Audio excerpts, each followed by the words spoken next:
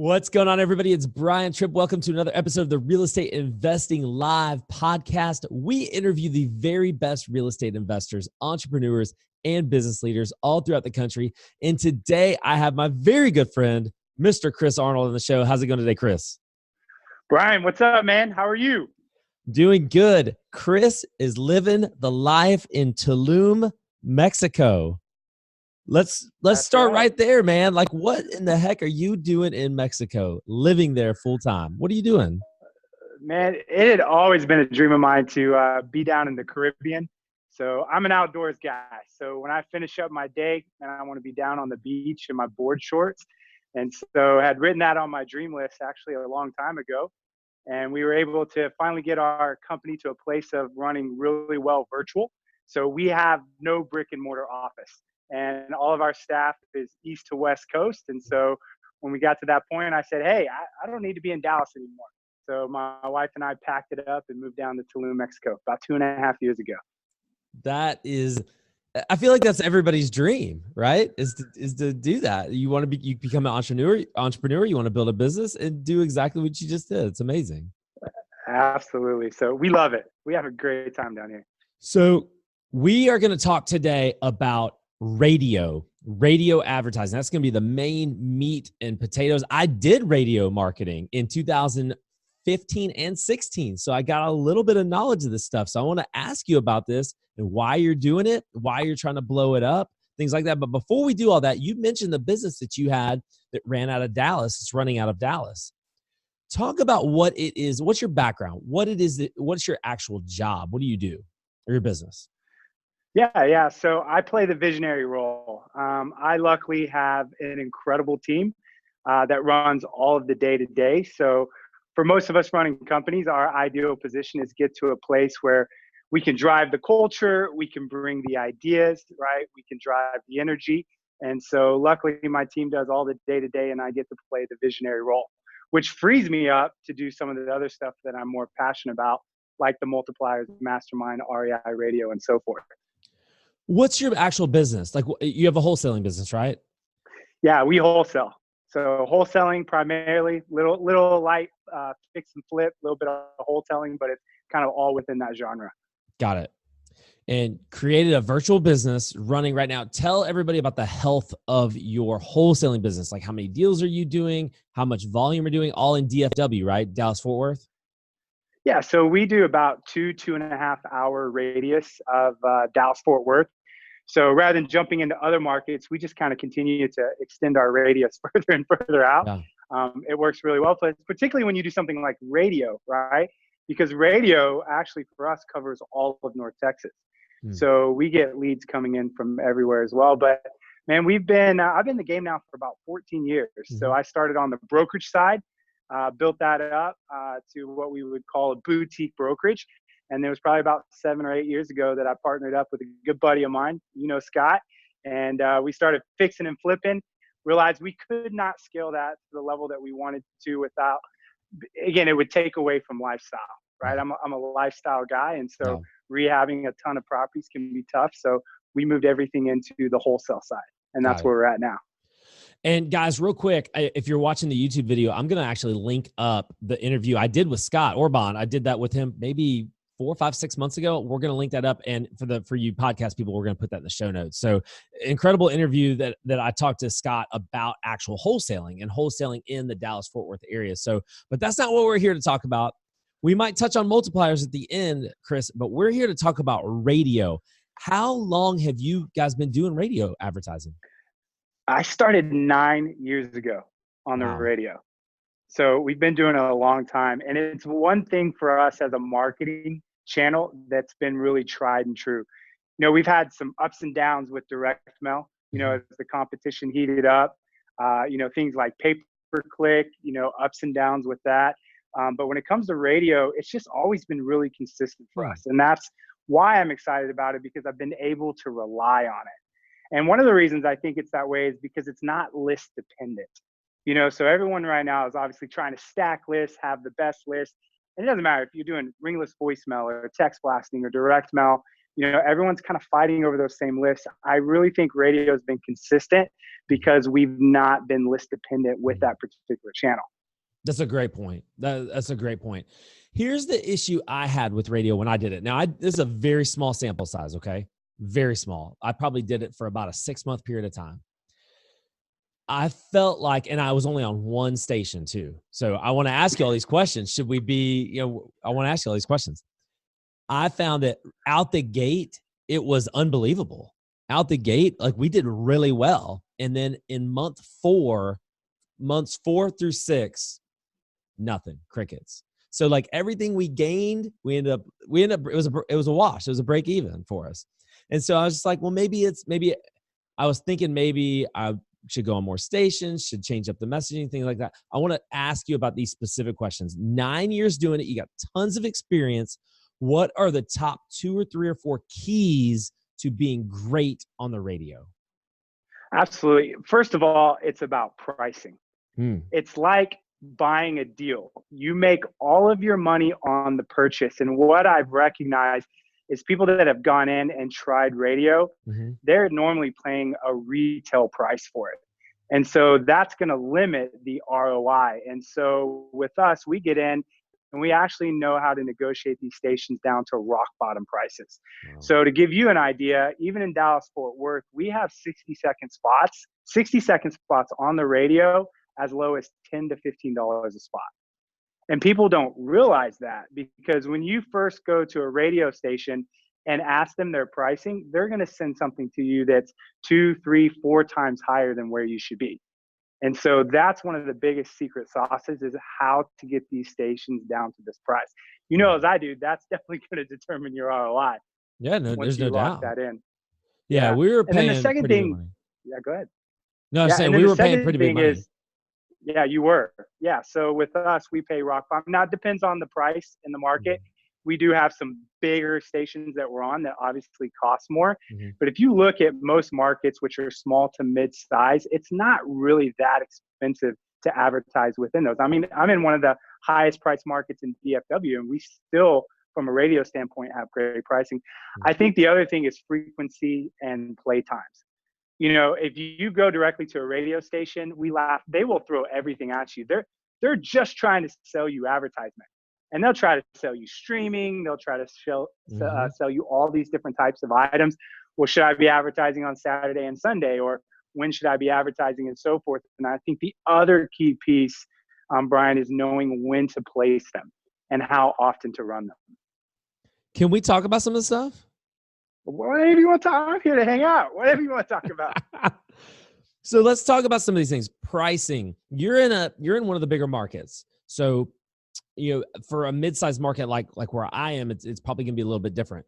What should we be? So I remember when I was doing this is probably 2014 or 15. I remember when I was doing this, that they came in and in order to get better pricing, I had to do more volume, right? I had to do more stuff. So what should I be looking for in terms of price? What should I be looking for in terms of like negotiating? How do I go about that? Yeah, so it's part of obviously the program that we teach with Rei Radio, but there's an actual formula that you can follow. And fundamentally the way it works is stations will show you their size, right? Their listenership. And there is a mathematical equation that you can follow that will show you exactly what you should be paying for that station based on its size. Gotcha. But a lot of people don't understand the differences, right? And so once you can go in and you're armed with, hey, I understand who you are as a radio station. I understand your listenership, your demographic, everything about you via the reports that I can pull on your station. You can go in armed, understanding what you should negotiate on that. But you have to realize, Brian, most people going in, when they talk to a sales reps are surprised when you start to bring this type of information to the table, because they're used to people just coming in going, I want to advertise on the station, and they give you like a packet. Yeah. And that packet that they give you is like the worst thing you could look at. I mean, they're overselling you on everything. I needed this advice 5 years ago. Where you been, Chris? And to give you an idea on stations and so forth, we advertise on about 7 stations in Dallas-Fort Worth. Okay. And so we have a marketing budget that stays right around $27,500 per month on radio. Okay. So we're spending a good chunk of money on radio. And you'll get roughly how many deals out of that? At what? Like how much? I'll give you dollar per dollar return, right? That's the way that I look at it. So our dollar per dollar return in Dallas is always around $3.50. Okay. So for every $10,000 we make, right, we're going to make 35,000 back. And if you're spending $5,000 or more on anything, I don't care what it is, unless it's like text blasting or something like that, but direct mail, anything that's a bit heavier, if you can maintain a 1 to 3 to 1 to 4 return consistently, that's healthy. Now, if you're spending less than 5,000, then the law of averages are going to work in your favor, and you're going to obviously have a much higher return. It's like sending out 2,000, 5,000 postcards and closing one deal. Your ROI is through the roof, but obviously that's not accurate. Yeah. You got to spend consistently to really understand what ROI is, and it should be a good 1 to 3 to 1 to 4 return. So $27,000. You guys are doing lots of volume for sure. $27,000 budget for radio seems massive to a lot of people. Where should someone start who is That's the great thing. Yeah, you can start at about $1,000 to $2,000 a month is the starting. That's where I started. The very first station that I bought in Dallas Fort Worth was $1,500 a month total. And so what I like about radio is if you're looking at radio and you're going, man, this is a pricey game to get into, what I think really deters people is they don't understand that you can kick your radio off for literally $1,000 to $2,000 a month. And that's where we recommend people to start. But for the seasoned person that might be listening, and what I look for is I like to be able to get in and test it inexpensively, but I also want to know that I can scale something. Because I don't want to get into something and then hit a low ceiling and being like, well, I can only spend X amount on this and now I got to go build something else. You can spend a lot of money on radio as well. So it swings both ways, being inexpensive and very scalable. For sure. Frequency and play. I'm hitting the points that you hit earlier. Frequency and play times. Give us some advice on that. What kind of frequency are you looking at? Maybe we're talking about the person that just wants to try it out. Maybe he's only going to spend $1,000, $2,000, $3,000 a month. I'm going to try this thing out. What's some frequency and play times that might be something I should look at? So to give you an idea, on all of our stations, we're advertising 100 spots per month on our stations. So if we're running 7 stations, that means our ads in Dallas Fort Worth are being heard 700 times a month, 100 times per station. That's the type of frequency that we're talking about. And again, that frequency can be done for $1,000 to $2,000 a month, right? Because but not that many times. That many times. Because if I'm paying $10 to $15 for a 60-second spot, and I advertise 100 times per month, that math is very simple. That's $1,000, $1,500. Yeah, and you're getting these spots for $10 and $15. That's insane. That's even in Dallas Fort Worth. I'm in a major market. Yes. That's some awesome stuff. When to place them, when to place the ads. That was your 4th point that I wrote down. Yeah, you definitely want to look obviously at prime time, which we go through in our program as well. But if I were to talk to people, one of the things I would steer away from is anything outside of prime time. Really? It's that dramatic? Yeah, absolutely. I mean, you don't want to be advertising at midnight or things like that. But the problem is that's what radio stations sell you. Because they'll go, hey, I can get you these really inexpensive spots at this time, or maybe on a Sunday or something like that. And people bite on it because unless you're educated about it, you don't know. And so that's part of the process, is really understanding the education behind it. There's a formula and a process to follow. For sure. Chris, for the people who are looking at this and hearing, okay, radio, that seems so outdated. That seems so like 1950s, right? With our culture, we're an online culture. Everybody's like, everything's digital. This right here is the television of our lives, right? Of our lifetime. And by the way, if you're listening to this on the podcast, I held up my phone, but the phone is everything, right? Who's listening to the radio? Isn't radio just outdated? So I can tell you this: if you look at the avatar or the primary demographic, you go into most wholesaling companies and you were to pull all of their closings, their demographic is primarily over the age of 50. That is true. That is one of the major demographics. So let me tell you this: people over the age of 50, do not have Spotify on their phone. They do not listen to Pandora. They still turn on the radio. Think about your parents or your grandparents. So the problem is you're looking at it from the standpoint of you being your avatar, but you're not the demographic that you're trying to buy discounted properties through. Yeah. That demographic is primarily watching television and still listening to radio. Yeah. That's an interesting point. Was there ever a point in over 9 years where you felt discouraged by radio? You turned it off, or it's always been a consistent play for you? It's been pretty consistent. I definitely had some ups and downs trying to utilize different endorsements. So, man, I've done all types of people reading my ads, whether that be Sean Hannity or Glenn Beck, right, on talk radio, different things like that. So sometimes we would maybe plug into the wrong local celebrity or big person on the radio. So that's really the only time I ever saw ups and downs. So it's definitely about who's the right person to be recording these ads. So how do we find that out? That's a huge point, because I had people, I forgot what they called it, but I had people actually reading it, like the morning DJ would read it, and then it'd go to the actual ad, play the actual spot. So that's part of the process. Well, that's what we obviously go through in REI Radio, like how to do that. And I will say that for us, the success that we've primarily seen is when we record the ads ourselves. Oh, that's huge. That's versus having someone else read it or have someone else like a professional voiceover or something. That's awesome. Is that so? And that was actually the next question I was going to ask you is, it's a learning process. 9 years, you've learned a ton. You've made mistakes with radio. What are some of the mistakes you made that do not do this no matter what? A couple of them you've already kind of said. Make sure you're in the prime drive time times. Maybe even read the script yourself. Are there any other things that you learned that do not do this or definitely do this? Answer the calls live. Do not send them to voicemail.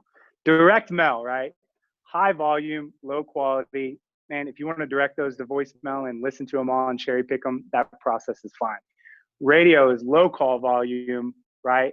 High quality. Wow. So one of the mistakes we made in the beginning was not understanding the importance of making sure that we catch just about every one of these calls live. And when we got them on the phone, we our VAs live transfer those to an acquisition manager on the spot so they can be converted then. So most people are not used to that. So this is a really hot lead is what you're telling me. Yes, it's one of the highest quality leads that we've been able to generate. Think about it. If someone is driving down the road and they hear your ad and they call in, they're pretty serious about selling their house. Let's compare that to direct mail. We know that more than 50% of those calls, unfortunately, are hate calls, right? Get me off your list. Stop mailing my house. So absolutely, what we found with radio is it's one of the better quality leads that we know how to generate. And my team and my acquisition managers love those leads because I feel like with some of the other types of marketing that are out there, it's a little bit of a sleazy approach. I'll say that. My team doesn't feel good about, text blasting 1,000 people and spamming them, right? Or bandit signs, right? They're great, but let's be honest. There's a little part of us that feels like, you're not going to put your company name on a bandit sign. Why? Am I correct? But on radio, it's different because what it's going to do is it's going to give you celebrity status. It's going to give you instant credibility, and it's actually a lead source you can be proud of. And my sales team all day long will tell you, man, give me the radio leads because those are the higher quality ones. The ones they get frustrated with are all the other types that we generate, like via direct mail, in which they're getting chewed up one side and down the other. Yeah. And so absolutely it's high quality. Answer the call live.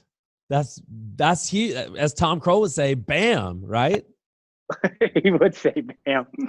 So, and I talked to Tom about this, because that's not what they normally do with other lead generation sources. This is different. So the REI Radio that you've created is a part of, I bring up Tom Kroll's name for a reason, is a part of Wholesaling Inc. now, just like TTP with Brent Daniels, who's been on our show, who's been out to speak at our REI live meetings. Tom Kroll's been here. Cody Hoffein's been here. We feel like we have a really good relationship with Wholesaling Inc. And now you're a part of that family. Talk about how that even came to be, Chris. Yeah. So obviously I know Brent Daniels. Brent Daniels is in my mastermind, and we've become really good buddies over the years. And we just kind of had this conversation going. I literally think for 2 years we've talked about this. And so I was able to meet Tom, and man, I love those guys. And the reason I do is because of their core values. They truly care about the people that they're coaching, and people rave. I mean, if you understand their following, people are very dedicated to the Wholesaling tribe. And so they invited me to come on and partner with them and to be a coach. And so really adopted me into that family. And so I said, these are guys I want to be around. And I have something really important that the market needs right now. And that is, people are looking for something new. You know, if you're text blasting, doing ringless voicemail, there's concerns about that. Trust me, I talk to people all the time around the country. How long is that going to last before it gets shut down? Direct mail, depending on your market, I walk in and there's 40 postcards stacked up on somebody's table. And so I understand right now that the market is really hungry for something that they can rely on right now for lead generation. And for us, I mean, I'm in Dallas. So if we can help people set it up around the country, that doesn't affect us in Dallas. And so we would love to be able to get in and help people do that. It seems, you know, for you to almost like take on this new project, is it something that's like giving you some maybe renewed passion, energy, rejuvenation? Because it sounds like you're just kicking it, you know, in Tulum. Yeah, absolutely. You got to realize, like, my passion is people, right? Mm-hmm. And my team has really worked hard to build what we build. And so we have always coached. We've coached actually a lot of people for free in the past because, you know, as I do, you know, it's great to close transactions, but Brian, what feels greater than being in the service of someone else and helping them become successful? I mean, come on. That is the ultimate apex. That is the true feeling you get of this matters. And so when we were looking at some stuff that we could offer, I mean, I get enjoyment out of it. This is not just me. My team is part of this process. And so honestly, if you were to ask me the real motivation behind it, what we get out of it, obviously it's fulfilling. It's cool to help people do something and watch them be successful. I mean, that's why I built multipliers. Yeah. That's why I'm not in the wholesaling space as much as I am in the people business, because that's my passion. That's my background. So you've mentioned multipliers a couple of times, and I want to give you a chance to tell people about that as well. We've had Scott on the show, which I mentioned earlier, and we talked about it a little bit. But I know a lot of people in your mastermind, and it is a heavy hitter, quality people type of mastermind. You want to take a second to talk about what it is? Yeah, I know the focus today was radio, but yeah, you want me to touch on it. So we built multipliers as really a comprehensive approach to impacting the lives of the top real estate guys around the country. So we're equipped as a community to deal with everything: family, faith, fitness, right? Marketing, sales, operations. And so we really wanted to create a brotherhood. And I was craving that. Being an entrepreneur can be difficult. We feel isolated at times. And if you can get into the right community, man, there's nothing more that changes you than people, right? People change people the most, and we know this. And so what we want to do is create a community of the best guys that we knew around the country. And these are guys that I want to do relationships with long-term, guys I want to grow old with. And that's truly, you know, we say mastermind because people understand that word, but what we've really developed is a brotherhood. Right. No, I love it. You know, it's been 3 years. I met you guys about 3 years ago at an event, and just stayed in contact with y'all to see what you've done. And I know you at that time you were kind of trying to figure out what it all looked like. And yeah, you remember that. I was really wrestling. I know. Because you want to know what it was? I wasn't fulfilled doing just real estate. I mean, it's great. Properties are great. It's great to make money, but that wasn't giving me the sense of purpose that I was looking for. And man, I struggled. I remember that Scott and I said, we're going to show up every Saturday morning and have coffee until we figure out what we're supposed to do next. And we did that for 9 months. 9 months. We wrestled with all kinds of things. And then finally this vision for multipliers came out. And you talk about like what I'm really passionate about, man. I love the guys in our group. It's a hill that I'm willing to die on. Yeah. I love serving these guys. Chris, touch on that just a little bit more, because I think that's an important point where we kind of get in the day-to-day of our real estate businesses. And it's almost like our identity is kind of tied up in real estate, but that's not what we're really. Real estate's just a vehicle, right? It's just a vehicle to get you somewhere else, possibly. Just talk about that maybe that mentality, that mindset of getting out of just the day-to-day being in real estate and just having your identity wrapped up in that. Yeah, you said the absolute right word. I think that real estate is a vehicle. My passion is not real estate. My passion is to use the real estate uh, businesses, right, as a vehicle to create freedom of time, freedom of resources, and freedom of location to be able to have a higher impact. Absolutely. And here's the thing. I mean, if you're listening, I really believe, Bob Buford talked about this. There's a book called Halftime, and he talked about the transition from success to significance, right? And so when we're young in our 20s, that part of our life is about success. I remember, I finished and actually graduated from seminary, right? So I have a master's in theology, and I went into the business world, right? And I put my head down for 10 years, and I said, I'm going to focus on success. I've got to put all of my time and attention to building this thing so it can actually be the appropriate vehicle. But at some point, something starts to change in us as we get older, and we want to make that transition from success to significance. Because at some point, we realize the success has an element of emptiness to it. It really does. Man, we know that the money and all of those things at the end of the day are not really going to drive fulfillment. And so for me, multipliers, all this stuff that I've been able to move to, I'm 40 now, right? So I'm not a young spring chicken like in my early 20s like I was. So a lot of my time and focus right now is more about legacy. Yeah. Like I'm thinking legacy now, right? I'm looking 10 years and I'm gonna be 50, right? And at the end of the day, properties just don't matter as much as they do as people. People matter most, without question. That's what gets me out of bed every day, Brian. Last time I saw you in Tampa, we talked about turning 40 or whatever. I just turned 40. It's like, he's like, I'm not a spring chicken. That's funny. Yeah. But you know what? If I read this quote one time and it was talking about what you value. And it said, if you value athleticism, all of those things, right, then the apex of your life is going to be in your 20s. And if you value money and success, then the apex of your life is going to be in your 30s and 40s. But if you value wisdom and impact and those things, you'll realize that the apex of your life is not really until you get to your 50s and 60s. It depends on what you value the most. Yeah. And I really believe that. It probably changes over time. It does.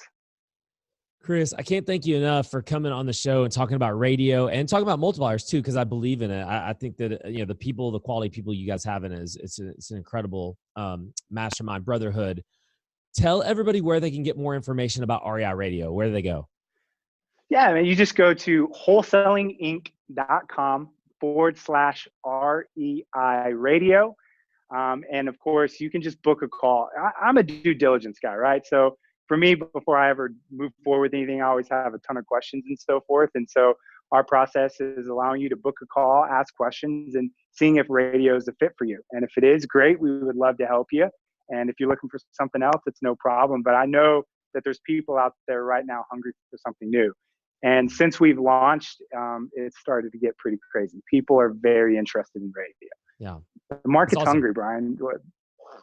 Yeah, no, I see it. I literally we're doing shows right now on direct mail. We're doing shows on skip tracing and all this stuff. And it's like, bro, I'm like I'm burnt out on this stuff, and it is interesting. I'm seeing some people get into TV, like really heavily get back into TV, and yes, absolutely. See people get back into radio, like the tried and true type of marketing that's been around for a long time. I think is it's interesting for sure, and we'll see what the impact's going to be. It's awesome, Chris. Thank you for the show. I appreciate you, man. Oh man, it's always good to hang out with you, Brian. It's always good to hear from you, Chris. Guys, go to Wholesaling Inc. /REI Radio. We'll put all those links in the description and in the show notes. But we love you so much. Thank you, Chris, and we will see you guys next time.